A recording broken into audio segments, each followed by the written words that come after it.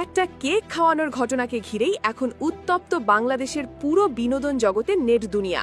কারণ বিষয়টা শুধু কেক নয়, এর সঙ্গে জড়িয়ে গেছে সম্মান, অহংবোধ আর ব্যক্তিগত আঘাত।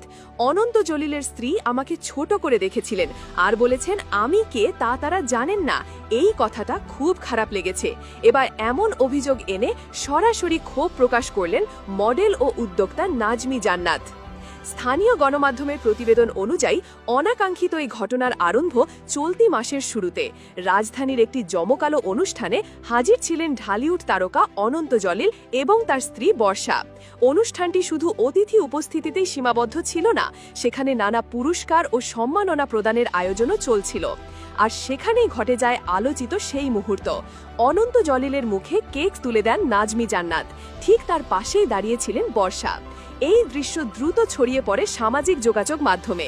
তারপর থেকেই গুঞ্জন বর্ষা এই ঘটনায় মন খারাপ করেছিলেন এবং বিষয়টি নিয়ে অভিমানও প্রকাশ করেছিলেন। তবে বর্ষা খুব দ্রুত বিষয়টি অস্বীকার করেন। ফেসবুকে একটি পোস্ট দিয়ে বর্ষা লিখে বসেন, মজার ব্যাপার হলো মেয়েটা কে ছিল, আমরা কেউই তাকে চিনি না। আর এই একটি লাইনেই যেন পুরো শিখা জ্বলে ওঠে। মডেল নাজমি জান্নাতের দাবি এই কথাটাই তাকে সবচেয়ে বেশি আঘাত করেছে। সম্প্রতি সংবাদ মাধ্যমের মুখোমুখি হয়ে নাজমি বলেন, অনন্ত জলিলের ওয়াইফ আমাকে ছোট করে দিয়েছেন। উনি ফেসবুকে বলেছেন ওই মেয়েটা নিজে থেকেই এসে কেক খাওয়াতে গেছে, ওনারা আমাকে চেনেন না। এই কথাটা খুবই অপমানজনক। প্রথমে বিষয়টা আমার কাছে স্বাভাবিক লেগেছিল।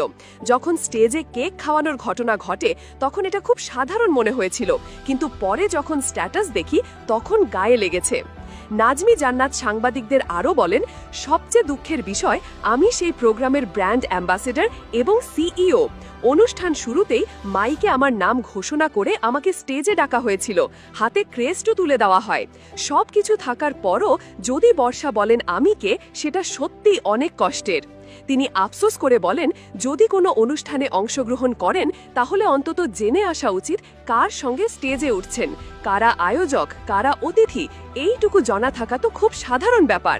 শুধু ছবি তুলে বা উপস্থিত হয়ে চলে যাওয়া কি যথেষ্ট?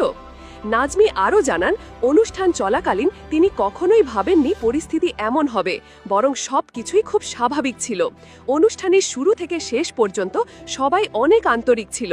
অনন্ত জলিলের সঙ্গেও বেশ হাস্যোজ্জ্বল মুহূর্ত কাটান তিনি। কিন্তু বর্ষার ফেসবুক স্ট্যাটাস তার কাছে যেন হঠাৎ বজ্রাঘাতের মতো এসে পড়ে। এদিকে সোশ্যাল মিডিয়ায় বর্ষার মন্তব্য ছড়িয়ে পড়তেই দুই ভাগে বিভক্ত হয়ে যায় নেটিজেনরা। এক পক্ষ বলছে বর্ষা যা করেছেন ঠিকই করেছেন, অনুষ্ঠানেই তো এমন অনেক চলে আসে। অপর পক্ষ বলছে অনেক অন্যায় হয়েছে, একজন নারী আরেকজন নারীর প্রতি এমনটা করবেন সেটা ভাবা যায় না। অনেকেই বর্ষার প্রতি আক্ষেপ প্রকাশ করে বলেন, আপনি যখন একজন তারকা তখন আপনাকে আরও দায়িত্বশীল হতে হবে। কারো সম্মানে আঘাত দেওয়া খুব সহজ, কিন্তু সেই আঘাত সারা জীবনের হয়ে যায়।